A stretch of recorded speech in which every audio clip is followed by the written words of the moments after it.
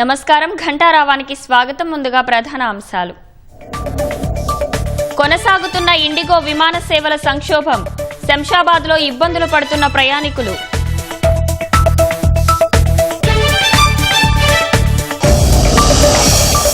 గోవాలోని night club ప్రమాదంలో పెరుగుతున్న మృతులు, 25 మంది దుర్మరణాల సంఖ్య.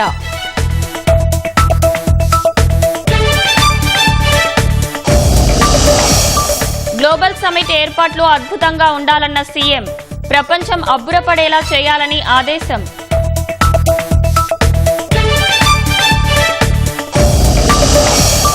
హైదరాబాద్ ఇందిరా పార్క్ వద్ద ఇవాళ బీజేపీ మహాధర్నా, 2 ఏళ్ల కాంగ్రెస్ పాలన వైఫల్యాలపై నిరసన.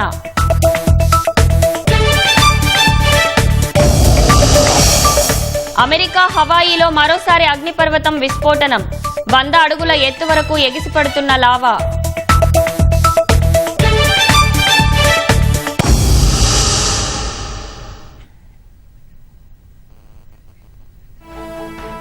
శంషాబాద్ విమానాశ్రయంలో ఇండిగో ప్రయాణికుల ఇబ్బందులు కొనసాగుతున్నాయి. మరింత సమాచారం మా ప్రతినిధి సూరిబాబు ప్రత్యక్ష ప్రసారం ద్వారా అందిస్తారు.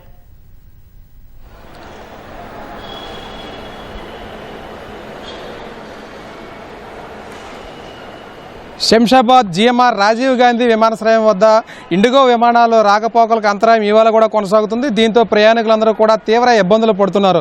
రాష్ట్రంలోని వివిధ రాష్ట్రాలకు వెళ్లాల్సిన ప్రయాణికులందరూ కూడా తీవ్ర ఇబ్బందులు పడుతున్నారు. అలాగే అంతర్జాతీయంగా కూడా వివిధ దేశాలకు వెళ్లాల్సిన వారందరూ కూడా ఇక్కడ హైదరాబాద్లోనే శంషాబాద్ ఎయిర్పోర్ట్ వద్ద పడిగాపులకు వస్తున్నారు. మనం విజువల్స్లో కూడా చూసుకోవచ్చు. అక్కడ లైన్లో నిల్చొని ఈ ఇండిగో ఎయిర్లైన్స్కి సంబంధించి సమాచారం తెలుసుకుంటున్నారు. అయితే గత 5 రోజులు కూడా ఇదే పరిస్థితి ఉండడంతో వీరందరూ కూడా ప్రధానంగా వాళ్ళకి స్పష్టతను ఇవ్వట్లేదని ఆరోపిస్తున్నారు. అయితే దీనికి సంబంధించి కేంద్ర ప్రభుత్వం కూడా తీవ్రంగా పరిగణించింది ఈ సమస్యను. వీళ్ళ కోసం అనమాట అత్యవసరంగా వెళ్ళాలనుకున్న వాళ్ళ కోసం ప్రత్యేక రైళ్లు కూడా ఏర్పాటు చేసింది దక్షిణ మధ్య రైల్వే శాఖ. మరోవైపు జీఎంఆర్ సంస్థ అలాగే ఆర్టీసీ కలిపి బస్సులను కూడా ఏర్పాటు చేసింది. ఈ బస్సులతో కూడా ఈ బెంగళూరు, చెన్నై వెళ్ళాలనుకున్నా, అలాగే మన పక్క రాష్ట్రం విజయవాడ, అలాగే కాకినాడ, వైజాగ్ వెళ్ళాలనుకున్న వారికి కూడా ప్రత్యేకంగా బస్సులను ఏర్పాటు చేశారు. అయితే ఇండిగో విమానాలు ఈ రద్దు కారణంగా ప్రయాణికులు అయితే తీవ్ర ఇబ్బందులు అయితే ఎదుర్కొంటున్న పరిస్థితి మనకి ఇక్కడ కనిపిస్తూ ఉంది. మనం చూసుకోవచ్చు. కొంతమంది ప్రయాణికులు అయితే ఉన్నారు. ప్రయాణికులతో మాట్లాడించే ప్రయత్నం చేద్దాం. సార్ చెప్పండి, మీరు ఎక్కడికి ప్రయాణించాలనుకుంటున్నారు, ఏం జరిగింది చెప్పండి, మీరు చెప్పండి. మేము ఇక న్యూజిలాండ్ వెళ్తున్నామండి. ఇక్కడ డొమెస్టిక్ ఉంది మనకి, ఇండిగో హైదరాబాద్ టు బెంగళూరు. మాకు బెంగళూరు ప్రాబ్లం లేదు, డొమెస్టిక్ ఒకటే ప్రాబ్లం. ఇప్పుడు ఇక్కడ నుంచి అక్కడ పోతే మాకు 5:40కి ఫ్లైట్ ఉంది. ఇక్కడ నుంచి ఏ ఫ్లైట్ అరేంజ్ చేస్తలేరు మనకి, ఈ క్యాన్సిల్ అని చెప్తున్నారు. అది కూడా ఇక్కడ వచ్చినాకనే చెప్తున్నారు. ఆన్లైన్లో మేము ఇందర వరకు మనకు ఉండే ఏది ఫ్లైట్ ఉందనే ఉండే మనకి. కలిసి మా ఫ్లైట్ వేరే వాళ్ళకి అలొకేట్ చేసినట్టున్నారు. మాది ఇప్పుడు లగేజ్ ఉంది, మేము ఫ్యామిలీ ఉన్నాము. సార్, మీరు ఎంతమంది న్యూజిలాండ్ వెళ్ళాలనుకున్నారు? అక్కడ మీరు ఏం చేస్తుంటారు? మీ ప్లాన్ ఎలా ఉండదు? ముందుగా ఎలా ఉండేది, ఇప్పుడు ఎలా అయింది? రేపు మార్నింగ్ జాబ్ జాయిన్ కావాలి వెళ్ళిన తర్వాత. ఇప్పుడు ఏమైందంటే, ఇప్పుడు చిన్న బేబీ ఉన్నాడు మాకు, ఆయనకు స్కూల్ ఉంటుంది, మా వైఫ్ కూడా జాబ్ చేస్తుంది. ఇప్పుడు జాబ్లో చెప్పుకోవాలి మేము.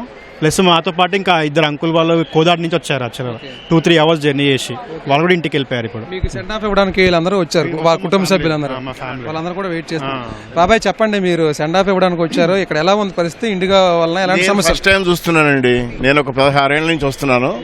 ఫస్ట్ టైం నేను చూస్తున్నాను. ఇది గవర్నమెంట్ అయితే యాక్షన్ తీసుకోవాలి. ఫెయిల్యూర్ పబ్లిక్ చాలా ప్రాబ్లం అవుతుంది. ఎందుకంటే ఫ్యామిలీస్తోనే సెండ్ ఆఫ్ చేయడానికి రిలేషన్ అంతా వస్తుంటారు.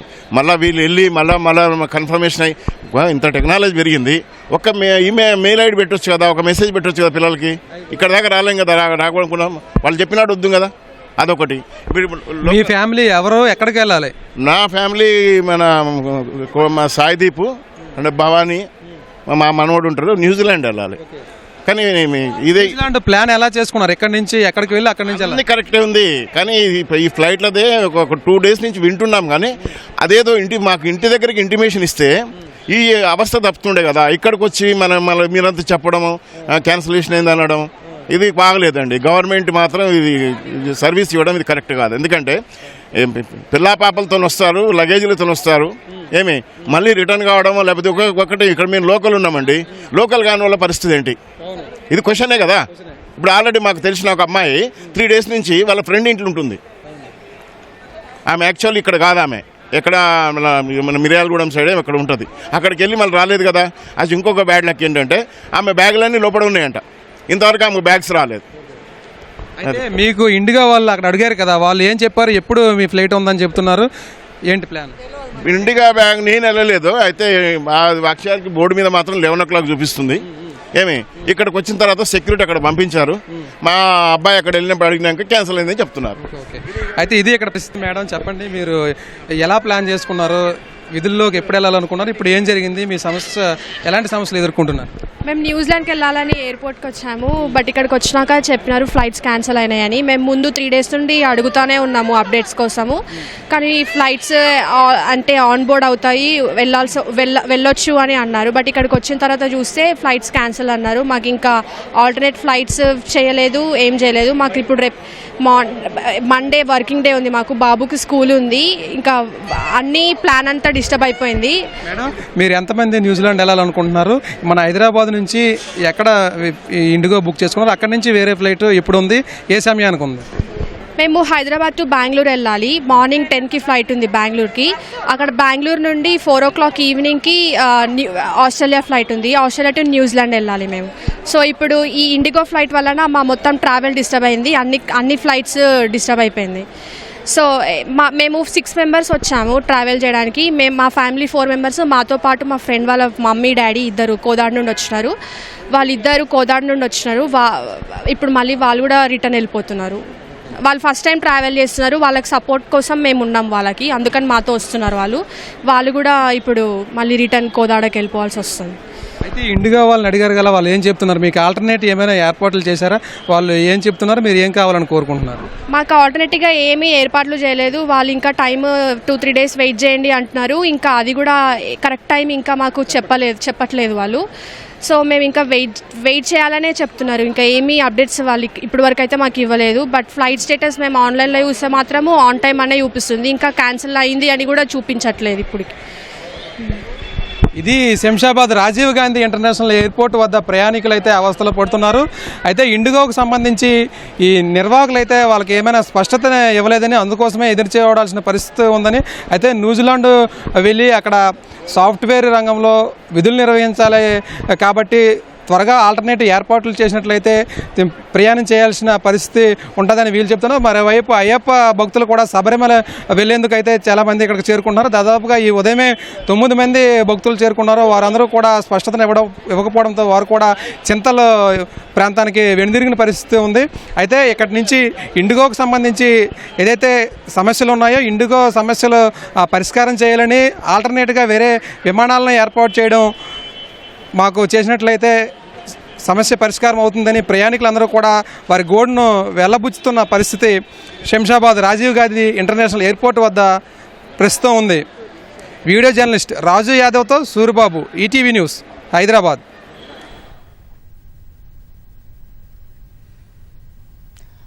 ధన్యవాదాలు సూరిబాబు. ఇండిగో విమాన సర్వీసుల రద్దుపై director general of civil aviation చర్యలకు ఉపక్రమించింది. ఈ మేరకు ఆ సంస్థ CEO Peter Elbers show cause notice జారీ చేసింది. భారీ స్థాయిలో విమానాల రద్దుపై 24 గంటల్లో సమాధానం ఇవ్వాలని ఆదేశించింది. ప్రణాళిక, పర్యవేక్షణ లేకపోవడంపై చర్యలు ఎందుకు తీసుకోకూడదో చెప్పాలని డీజీసీఏ షోకాజ్ నోటీసులో తెలిపింది. సీఈఓగా సంస్థ కార్యకలాపాల నిర్వహణ, ప్రయాణికులకు అవసరమైన సౌకర్యాల కల్పనలో విఫలమయ్యారని పేర్కొంది. ఫ్లైట్ డ్యూటీ టైం లిమిటేషన్స్ నిబంధనల అమల్లో నిర్లక్ష్యమే విమానాల రద్దుకు తారి తీసినట్లు ప్రాథమికంగా తెలుస్తోందని డీజీసీఏ తెలిపింది. తొలుత ఇండిగో విమాన సర్వీసుల అంతరాయాలపై పౌర విమానయాన శాఖ మంత్రి రామ్మోహన్ నాయుడు అధికారులతో సమీక్ష జరిపారు. ఈ సమావేశంలో ఇండిగో సీఈఓ పీటర్ ఎల్బర్స్ కూడా పాల్గొన్నారు. పౌర విమానయాన కార్యదర్శి సమీర్ కుమార్ సిన్హా, డీజీసీఏ అధిపతి ఫైజ్ అహ్మద్ కిద్వాయ్ హాజరైన ఈ సమావేశం వాడివేడిగా సాగినట్లు తెలిసింది. ఆ తర్వాతే ఎల్బర్స్ కు డీజీసీఏ షోకాజ్ నోటీసు జారీ చేసింది. అటు విచారణ కమిటీ నివేదిక అందిన తర్వాత ఇండిగో సంస్థపై తగిన చర్యలు తీసుకుంటామని ఓ ప్రభుత్వ అధికారి తెలిపారు. గోవాలోని అర్పోరా గ్రామంలో ఓ నైట్ క్లబ్లో జరిగిన ఘోర అగ్ని ప్రమాదంలో మృతుల సంఖ్య 25కు పెరిగింది. మృతుల్లో 4 పర్యాటకులు, 14 మంది సిబ్బంది ఉన్నట్టు పోలీసులు గుర్తించారు. మిగతా 7 మృతదేహాలు ఎవరివనేది గుర్తించాల్సి ఉందని పోలీసులు పేర్కొన్నారు. గాయపడిన 6గురికి గోవా మెడికల్ ఆసుపత్రిలో చికిత్స అందిస్తున్నారు. అగ్ని ప్రమాదానికి గల కారణంపై దర్యాప్తు కొనసాగుతోంది.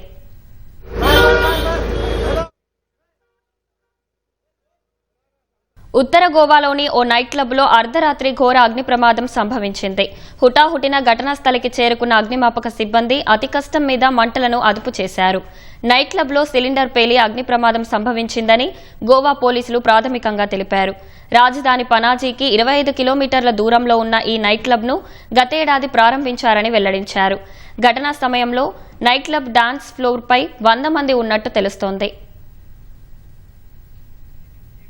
అర్పోరా గ్రామంలో ప్రమాదానికి గురైన నైట్ క్లబ్ను గోవా సీఎం ప్రమోద్ సావంత్ పరిశీలించారు. మృతుల్లో 3 మహిళలు, 4 పర్యాటకులు ఉన్నారని సీఎం తెలిపారు. నైట్ క్లబ్లో నిబంధనలు పాటించలేదని ప్రాథమికంగా గుర్తించామని చెప్పారు. క్లబ్ సిబ్బంది అనుమతులు మంజూరు చేసిన అధికారులపై చర్యలు తీసుకుంటామని తెలిపారు. గోవాకు పర్యాటకులు అధికంగా వచ్చే ఈ సమయంలో అగ్ని ప్రమాదం చోటు చేసుకోవడం దురదృష్టకరమన్న సీఎం ప్రమాదంపై సమగ్ర దర్యాప్తు జరిపి నిందితులపై చర్యలు తీసుకుంటామని పేర్కొన్నారు.